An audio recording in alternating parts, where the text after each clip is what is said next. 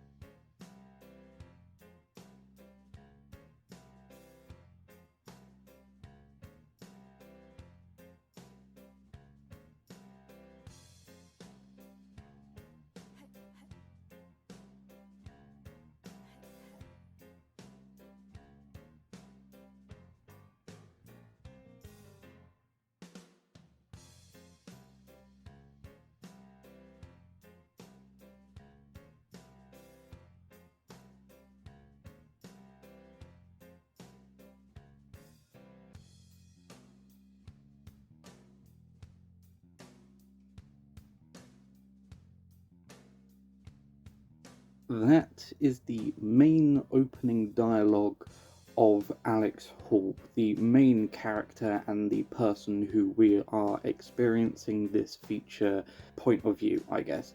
As he's going through all of this, he's basically going to be interspliced with B-roll of different families across the United Kingdom, just with their dogs, maybe cats, birds, sheep, whatever. Just basically just people playing and having fun with their pets. It's also going to be interspliced with him going about his day, in essence, getting ready. We see him waking up, cut to B-roll, having a shower, cut to B-roll, get dressed, B-roll. Then we stop with the B-roll footage for about 30 seconds as we see him go through his rather nice luxury apartment overlooking the city of London. As we watch him go throughout his apartment, we see him give all of his pets food, and they are what many people would consider exotic pets.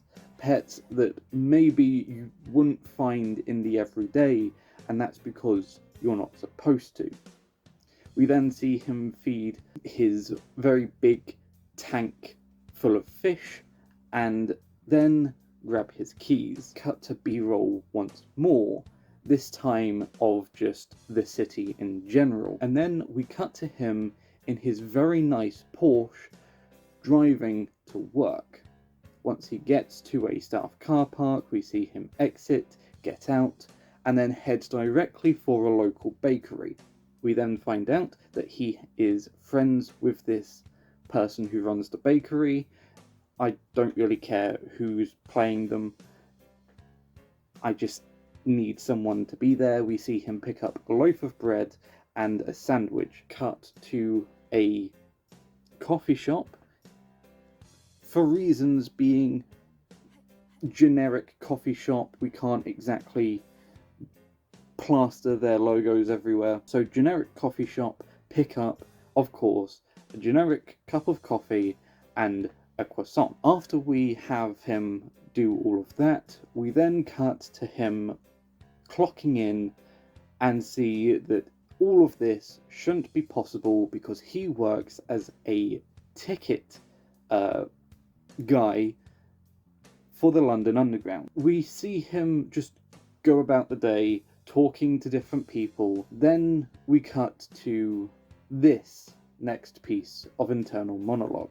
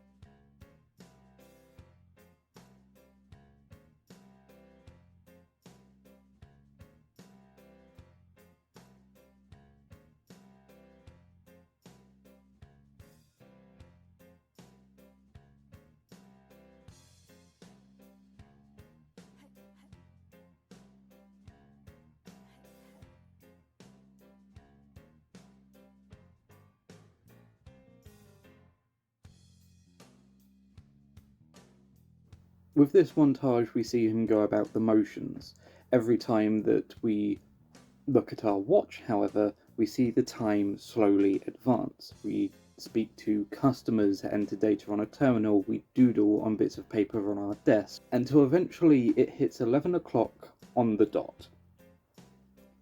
And then we see a woman in red. She's very formal, she's got a red hat, dressed up is usually the term. There is obviously a knowing between the characters that us, as the audience, despite the fact that we have never known this woman, can see that we know her as the character just generally talks and goes about the motions of his job. He knows this woman and they're acting like they don't. We see her ask for a bunch of things, mostly stuff that doesn't make sense, stuff that is very obviously code, and then she asks for a ticket. This ticket is specifically the 11:35 to Brompton Road. Now, Brompton Road has been closed since 1934, but the fact that she has asked for it means that there is a significance to it. In fact, the character replies okay, nodding, and then pulls out a small locked container from a bag under his desk. We see him open it, and there's a bunch of tickets for a bunch of different stations that are either closed or non-existent. He picks out a Brompton Road ticket and hands it to her. In return, she gives us, the character, a rather sizable wad of cash and says, "Your work's very much appreciated." This isn't a usual ticket sale. In fact, he doesn't even deposit it into the cash register. He instead puts it back in the bag along with the box. This is where the plot gets interesting.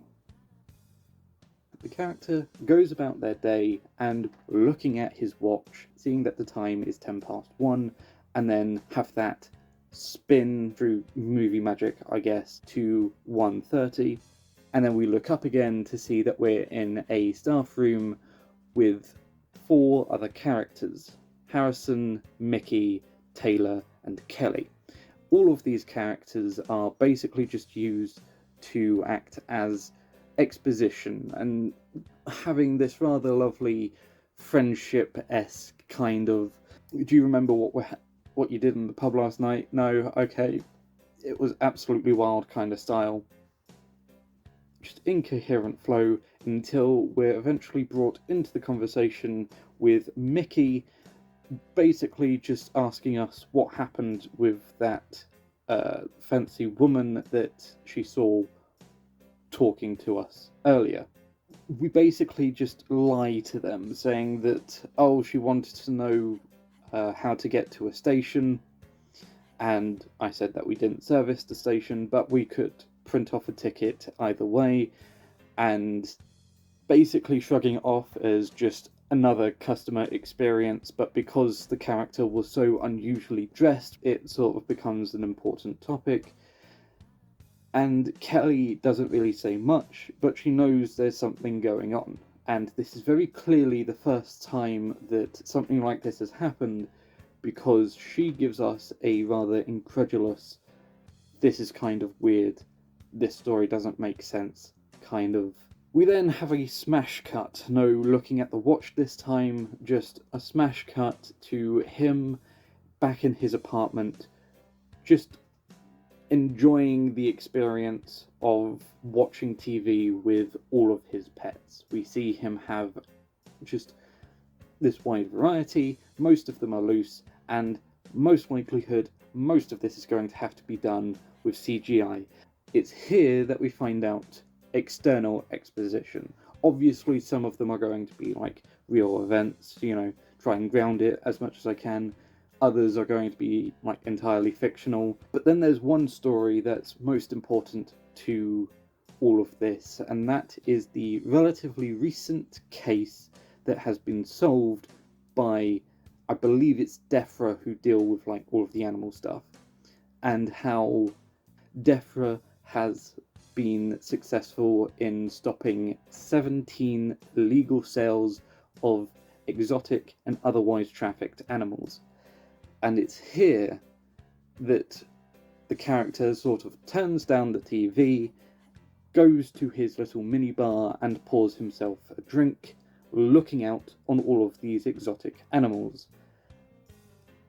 The last thing that we hear for this part of the segment is an internal monologue again.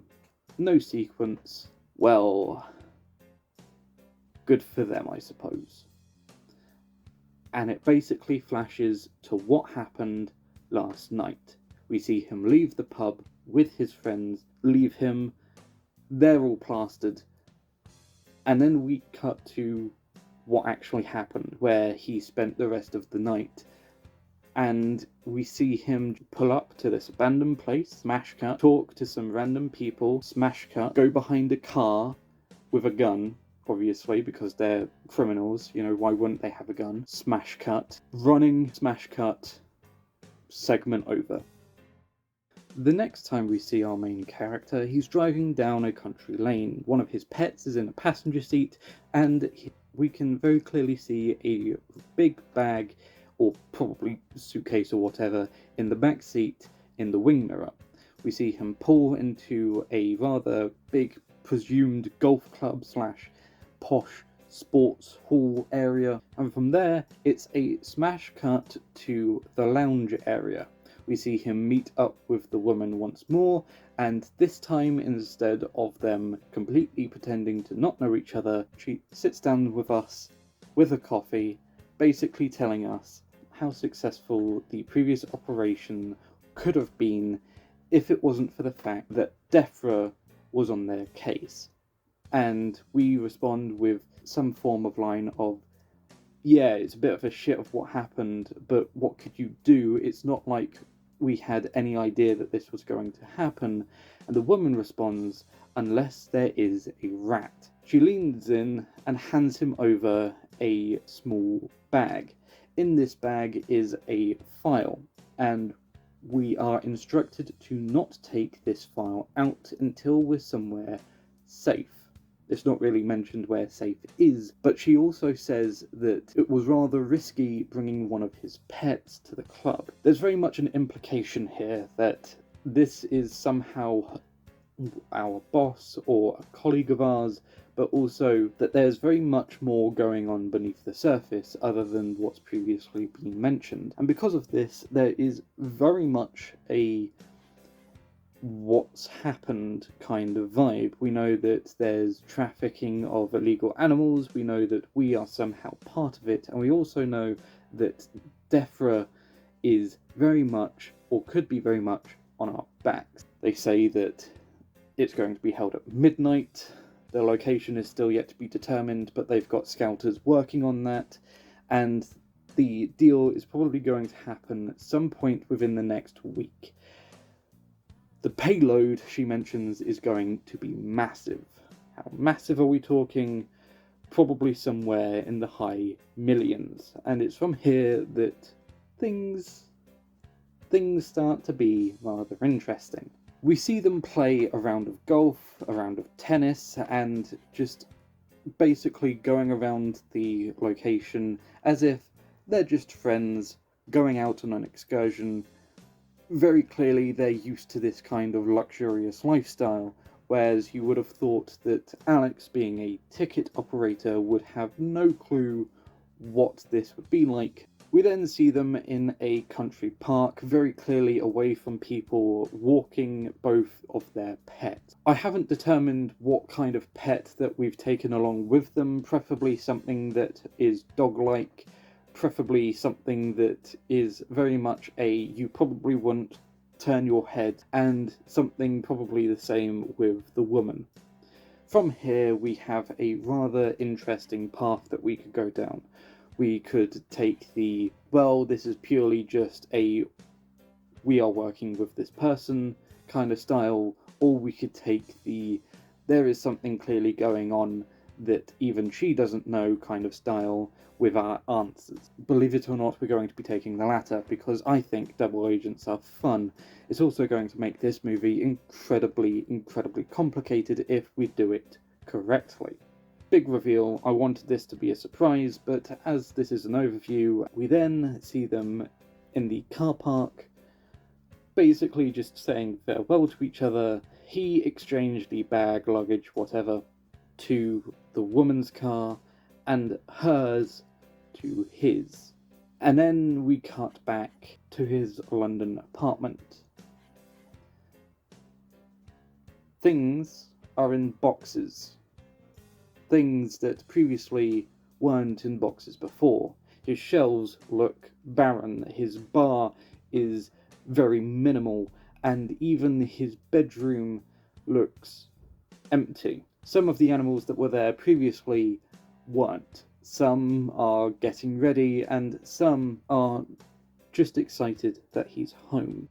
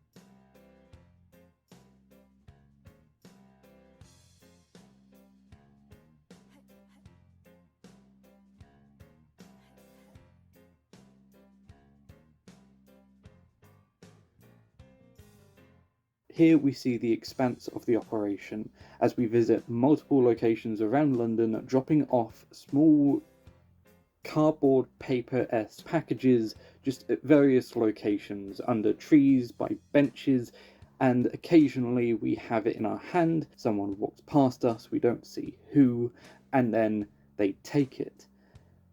We then have all of this cut in between with shots of him entering various points of the London Underground. We have a transition of a London Underground train zipping across screen till eventually we're on an abandoned platform. Brompton Road. It looks relatively abandoned, except the lighting is modern for everything else. There is only one poster that's available. It's a seemingly old-fashioned exotic circus show. In fact, we've seen this poster before. I just haven't mentioned it. My fault. This poster is seen in nearly all of the locations that were featured in the previous montage, and it's also been seen in the background in the sports club. Here we open up the doors to the entire operational center. We have people typing, we have people talking to people, we have phone calls going on. There's a big screen that basically shows various different auctions, various different places. One screen where it's literally just various CCTV cameras of London, all sorts of people going about it. We walk through this operation, up a set of stairs, and into someone's office to another named character, Mr. Keeley. Mr. Keeley is very much our boss in all of this. He explains that because we're one of their most prized operatives, we have been tasked with actually leading the next deal. And because they don't know who they could trust in their operation anymore, all of the deal is to be done in secret. We then get indicated to the other occupant of the room, the lady in red. And that's all she's known as in the show, because I can't really think of a name for her. The lady in red gives more detail on the deal. They say that it's going to be full of insert exotic animals here, possibly some big cats, possibly some fish, possibly whatever. Because I'm going to be leading this operation, they need to know if they can trust me. So they have us sign a contract, and then they prick our finger for a blood signature, I guess, as well. Then we cut to the apartment again. This time more stuff is packed up, more animals are gone, and everything is looking more and more bare. We go about the apartment with a phone talking to someone, and it's of a rough indication that it's some family relation, but we don't necessarily know who. Basically saying that they had nothing to do with the investigation, that he didn't even know what was happening, basically playing innocent, and just talking about how the lads at work were. And that's where this segment ends.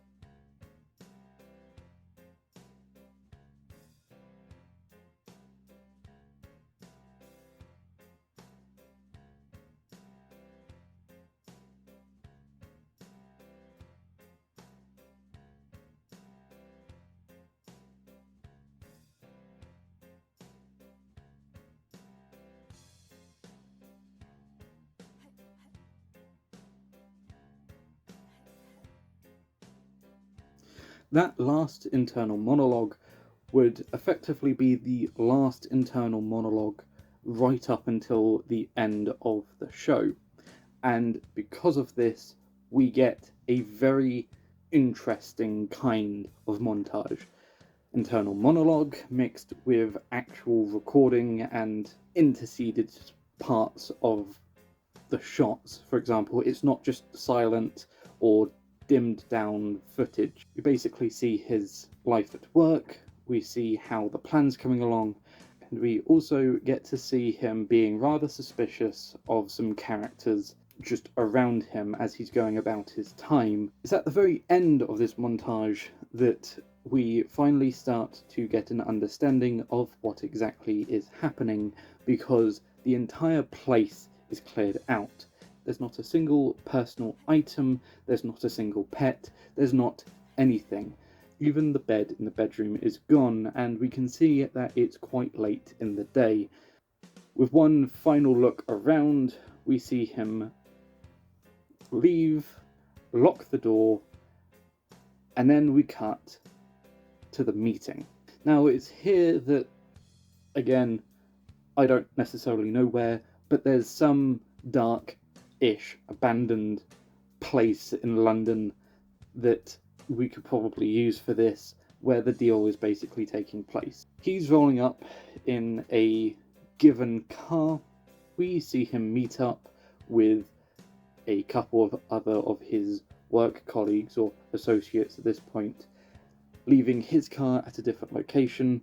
He then leaves to go to the site, pulling in with not only the car that he came in, but a completely different car, a different car from that, several motorcyclists, several vans full of animals. We know this because he goes around and opens each one up. We then see who the clients are. It turns out that this is sort of like an auction that they do on occasion from point to point, and is how they basically earn their operational living. Each animal is brought out of the van, shown around, and then bidding starts. And we see this happen with multiple animals, and then we get to one animal where we take it out, we let it out, we look at it looks at us, and the shot sort of lingers, and then we continue on with the auction. It's not until we say sold and the animal is put away and is then taken elsewhere that DEFRA arrive. Most of our guys leave. The clients also disappear. It's only a few people that are left. The vans are gone, the motorcyclists are also gone, and it's only the two people that arrived in the cars that are really sort of left.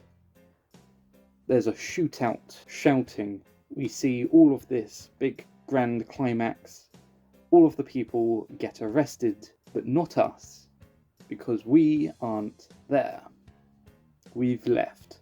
End of the segment. It then cuts directly to a rather official looking building with people wearing rather official looking clothing. The person that we're talking to is a DEFRA operative, and it's here that they basically congratulate us and tell us that they really couldn't have done all of this operation without us, and then they question what we're planning on doing next, considering the entire organisation has been brought down at this point. We reply that they're going to be still at the whim of them if they need us again, but he's done with the life. We just don't want anything a part of it. We just don't want anything to be a part of this world anymore. From there, it's a smash cut to us driving down a country lane again, this time opening up to a rather big mansion, and we see all of the animals that we've collected basically just free and kept in a zoo-like appearance. Then we have another internal monologue again. We see him go through his daily routine now, same as at the beginning of the film, except by the end of it we see that he's actually opened up all of this as a zoo, a wildlife conservationist effort, and to raise awareness for exotic animal exchanges. The zoo, Blu Turtle, named after the titular Blu Turtle exhibit, but also because that was his codename all along. End of the film.